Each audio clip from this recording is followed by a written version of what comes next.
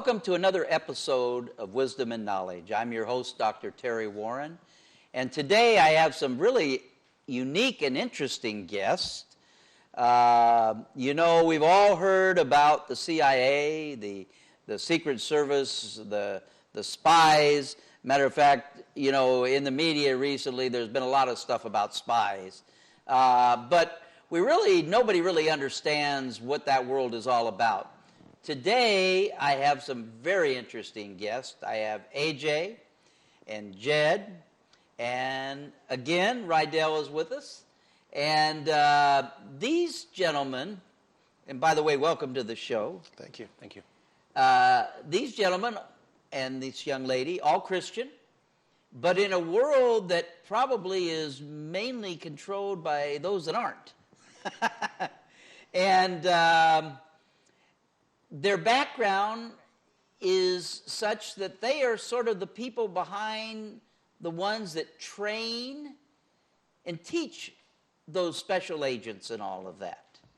And so I'm going to let each one tell a little bit about themselves, and then I'd like to know more about this world that they're involved in. And it's not only that world, but they have some things that are actually can be utilized for the average person that's out there. So, AJ, tell us a little bit about yourself, and actually, listen to this. A pastor. Can you believe that? A pastor that was in this field. But you were a pastor. You're very much involved. You said you just came back from a huge prayer summit. Yeah. So tell us a little bit about yourself. Yeah, I'm from Toronto, Canada, and from the Toronto area, and I attended a number of Bible colleges through my years. Was a pastor up in Canada as well, and got into a unique. Always had a passion for martial arts, had a passion for protective type services and protective type training, and essentially I stumbled into the world of Camp X. Which essentially was the most, some amazing joint Canadian-American history that we've had, the most highly classified training facility for spies, secret agents, saboteurs in the world in the early 1940s. And I essentially took a lot of the original training that was developed there, evolved it considerably for a modern type of application. And I've had about 17 years now of teaching within the law enforcement, government, military community, within our allied circles, those types of applications. And I ended up connecting with a friend of mine from our Canadian Special Operations community, and we began a modern Camp X project. And your background? Yeah. Well, I spent 20 years with the Army, 11 years of that in Special Operations. Was employed or deployed, I should say, I guess, to Kandahar right after 9/11. Worked over there, and oddly enough, I found myself staying over there for another 13 years. So I've been working through the Middle East now. You name it: Saudi, Jordan, Iraq, Turkey, Dubai, Afghanistan. For the last 13 years now. I've really been back home on the home front now, I guess, for maybe the last year and a half, 2 years. So. Now, Rydell, just a little brief overview about you, and then kind of where you fit into all this. Yeah, interesting. So I'm a civilian, but both of my stepmom and my father are both still active duty, and so I was always that Army, Air Force brat. You can't tell me anything, and I have an authority issue, I guess, whatever. But what the connection is that I've had with these guys is we have a mutual friend, and these guys let me come in and just blizzard an idea, and an idea has now transformed into an international operation between the United States, Canada, Great Britain, and obviously the reach will extend out to New Zealand and Australia. So kind of within our 5 nations and our allies, we get to take this beautiful opportunity to bring back something that is so historically, monumental between Canada and the United States, and give, our 5 nations an opportunity to really be a part of it. Now, one thing I want to ask, with today's world, the things that are going on with terrorism, with all the, people walking into synagogues and mosques and just shooting people up, and, there seems to be a lot of danger everywhere. But we talked about the spies and the espionage, but that's another world. There's also the world of protecting, like, pastors when they travel abroad, protecting people learning to protect themselves from, women get raped all the time.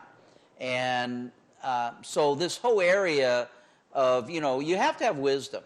I know God protects us, but the bottom line is there's a real devil. The devil comes to kill, steal, and destroy. And, unfortunately, a lot of people that went to church, something happened in their life, they got raped, or a child got raped, or something molested, and they go, why didn't God protect us? The reality is, God gave man a free will. So we have to learn some practical things on how to protect ourselves and to protect our families. And businessmen going into foreign countries to do business, because now it's a new international marketplace, they need to learn how to protect themselves. So tell us how your team would utilize the skills that you have to the average person. Because let's face it, I'm a businessman, but I am no James Bond. So share with us how this would work in a practical application with the average person.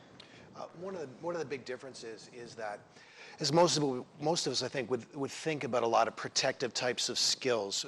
We often see them come from a context of, let's say, martial arts training or policing and some of those different types of things.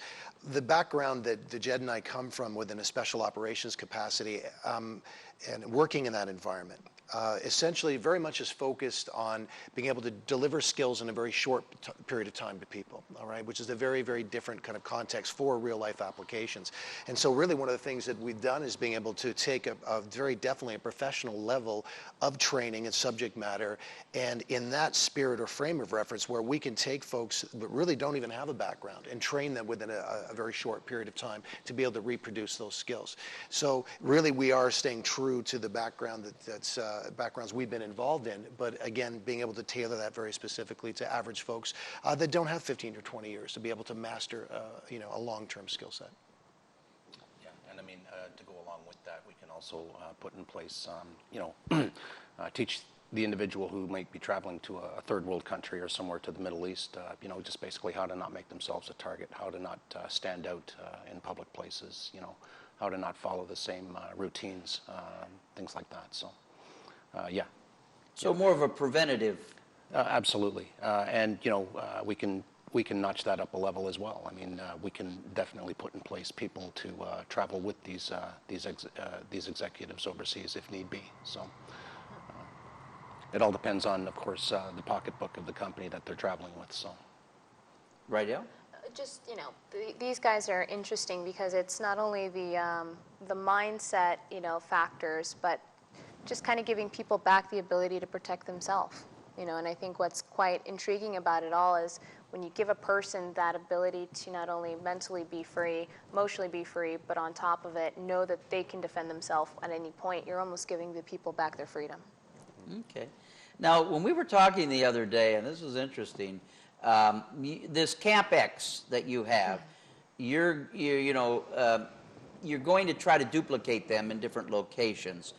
But you're creating a scenario, it's my understanding, and you can elaborate on it if you guys would, where let's say a business executive or somebody that's just intrigued with it can come and go through an experience that they would never be able to get outside of, in the real world. Right. Tell us more about that program and how it works and how somebody would get involved if they wanted to, or come and be James Bond for a week.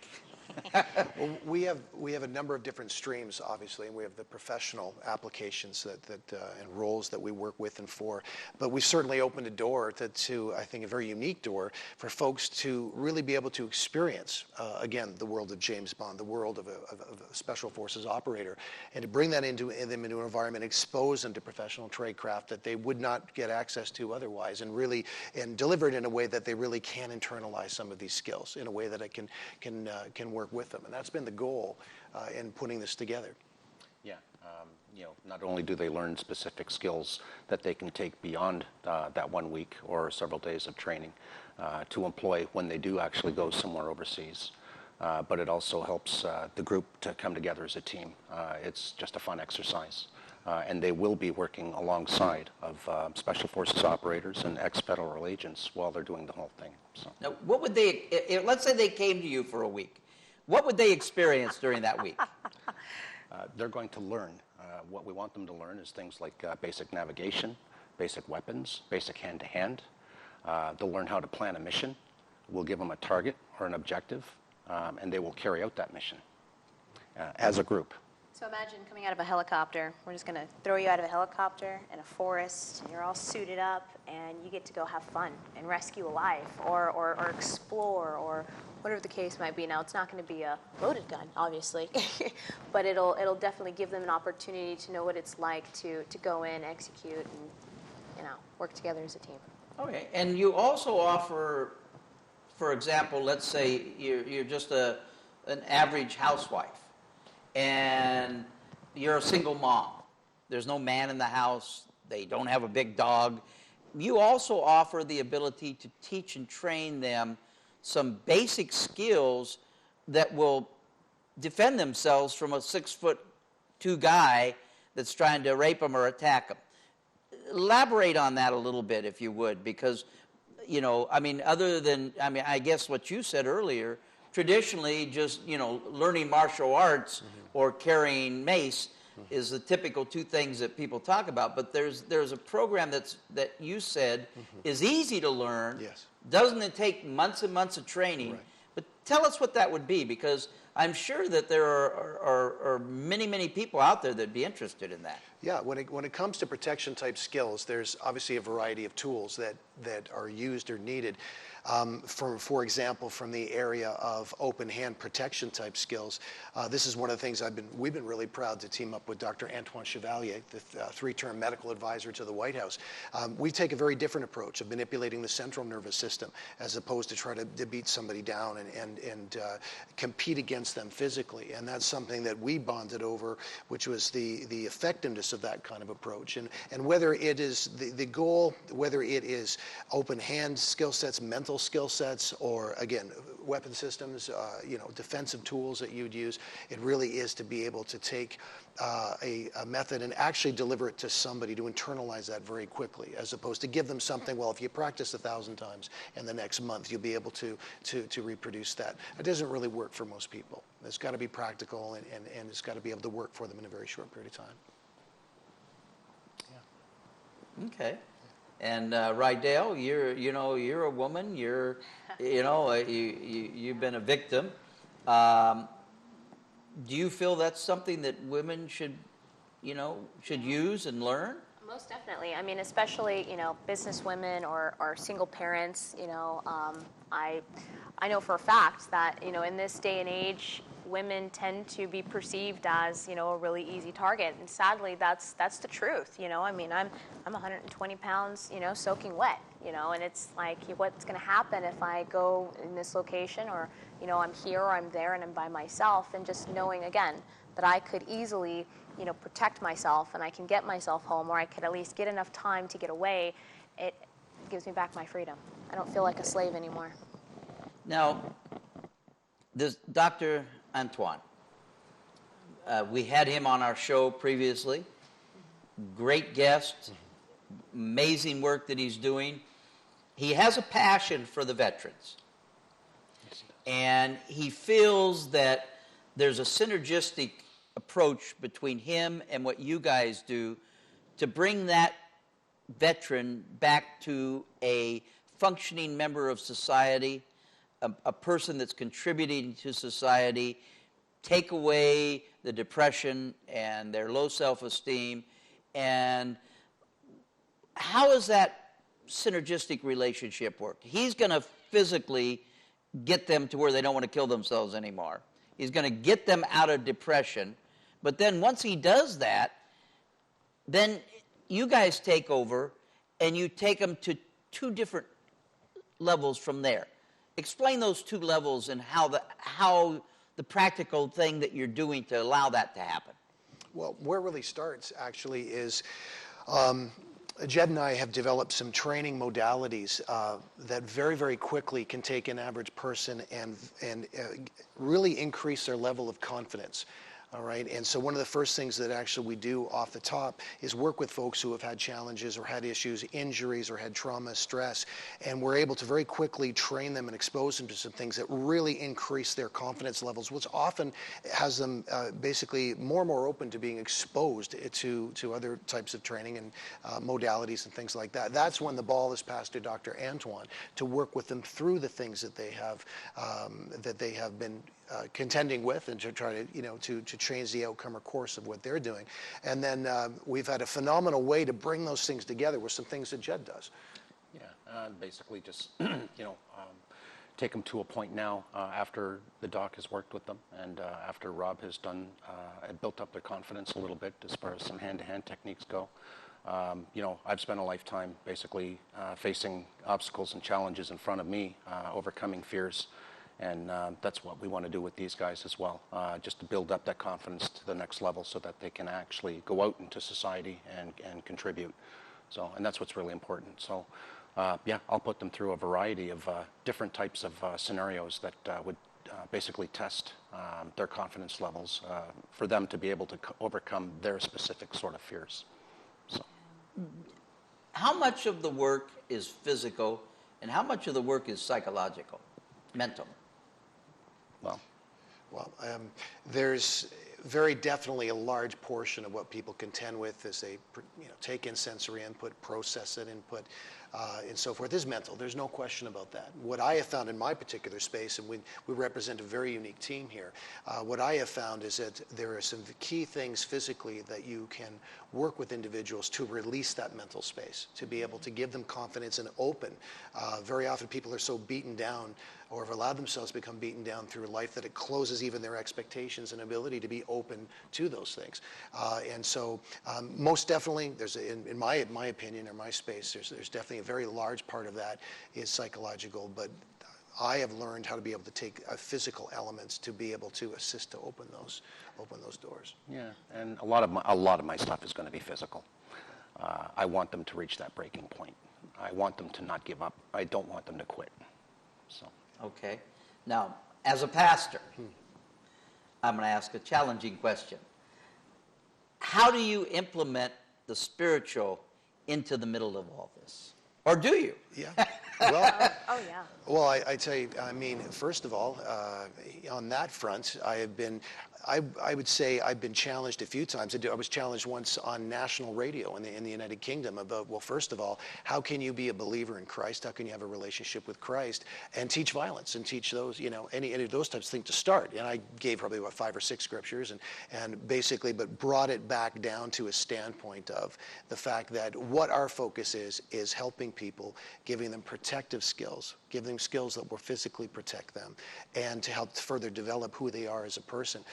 So it is not about the violence. It is not about being mercenaries. It's not about being aggressive or any of those types of things. It is developing someone. And my personal stream as a former pastor, one of my passions has been, again, we operate in so many different streams here. I mean, have the blessings of doing that, but it has been to work with the church. It's been to work with men's groups, to teach men to be men, for example, and to be able to, in a modern environment when it seems like the church is under fire internationally by all kinds of different worldviews and religions and so forth, I'm getting a little tired. I'm getting a little tired of the fact that, I believe our Christian ministries, our Christian churches, believers, that whether domestically or downrange operating in different ministry spaces, should have an ability to be able to increase their protective abilities, their skill sets, and things that are available to them. As we love people. We want to share our testimony, what God's done in our lives, but I don't think we're wimps, Pastor. And I think that those are things that we can develop in excellence. Well, I think when Jesus went into the temple and took that whip and started knocking them, Yeah. tables over and Yeah. all of that, showed he wasn't a whip. Yeah. Yeah. But when you see what he went through on Calvary and how he was able to suffer the pain, Yeah. we know that he wasn't a whip. Yeah. Yeah. But Rydell, you had a comment. Yeah, I mean, it's if we're going to take it back to God, we'll look at it like Job. Job was so mentally tough. I mean, look at what happened to him. Everything and anything that could happen happened to him. And having that mental tough ability, that mental toughness that gives them the ability to keep their faith. It's the same thing. If you can keep your strength, you can keep your faith. And when you know that you are protected within, it's almost like you understand that God is there standing beside you. He says, "Yea, though I walk through the valley of the shadow of death, I shall fear no evil, for with me your rod and your staff, they comfort me." If you don't understand what it's like to comfort yourself, how do you know that God's comforting you? So it's almost kind of giving you that connection and that synergy of, okay, I know he's here, he's within me, and I have these skill sets, and it's not used towards bad. It's always going to be in the use of to protect. Now, we talked earlier about the possibility of creating some seminars for pastors and for maybe assistant pastors and other people to come and learn how they can make sure that their own churches are secure, kind of protect the pastor from some, crazy coming in with a gun. How soon do you think that kind of a program could be put into place? I've been doing that for a number of years. Up in Canada, I've been working with a number of churches and ministries, essentially at a number of levels. First of all, to create a security awareness. We could be in any form of worship event or meeting and have someone, even at the lowest level, someone disruptively come into a service. How do you contend with that, Pastor? How do you do that also in an appropriate way, but how do you do it also in a way to not open legal liability issues? How do you contend with trespass to property or things like that? And that's one capacity. Another one would be to work with church staff to help them become a bodyguard for their pastors. And that doesn't mean that it's getting all commando-like. It's just simply, how can we train them to watch the room? How can we train them if something does occur? If we get someone that comes into a church service and gets aggressive or one of those things, how can we train the staff to immediately function to not only secure that situation but get proper communication going with the pastor, with the staff, to execute a protective plan or strategy? And one of my passions is, in that regards, listen, the church is full of great men and women, and is really, again, I believe that in our current generation, men have been feminized a great deal. And one of my passions is to work with the men of the church to take them back to that state of being protectors of their family, being protectors of their pastor, being protective, and to bring those types of things to bear. So it don't exist. I've had the blessing of doing it in many places, and had some great responses from it. Okay. Yeah. Well, if people want to learn more about your Camp X, and I think that's a brilliant thing, how will they find out more about it? Is there a website to go to? Okay. So, simply call or you can text at 703-662-8791. Again, 703-662-8791. And I'm the direct point of contact. Okay. I'm their 008. I'm not 007, but 008. So where do you see the future going, Rydell, with this? Oh, well, honestly, I see the future being, again, a one-stop shop to not only set yourself free from the prison that you're in, but give yourselves the tools that's necessary to defend and protect, kind of being conjoined as one, taking a doctor and taking two protectors and creating a space and opportunity and locations for people to really just get back their freedom. Okay. And if you were in a perfect world, what would you say? Well, I would love to see everybody actually not have to worry about fear of politics, religion, anything like that. Because right now, the Christian faith is under attack all over the planet. And I think it behooves us to, as we said before, put in place. We need to counteract what's happening right now. And something needs to be done. Something needs to bring back our strength, around the world. So, and hopefully Camp X can help out and do something about that. Well, I want to thank you all for being here today, and for you that have tuned in. You know, it's a real world out there.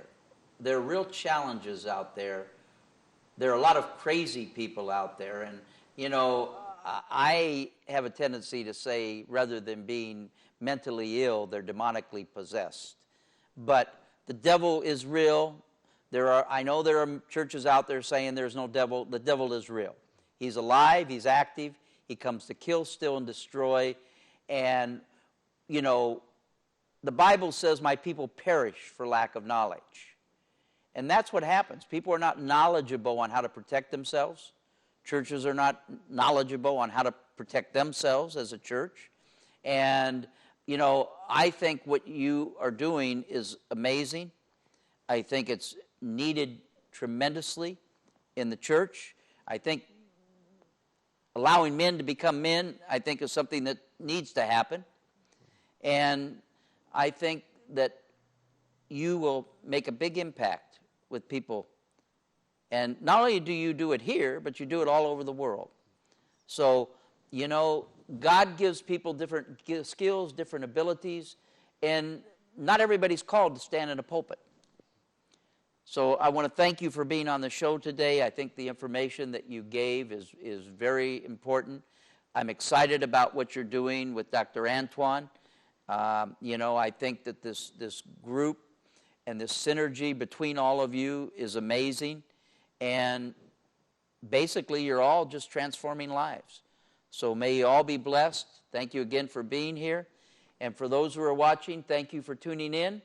And we look forward to seeing you on another episode of Wisdom and Knowledge. I'm your host, Dr. Terry Warren. And may you have a blessed and a prosperous week.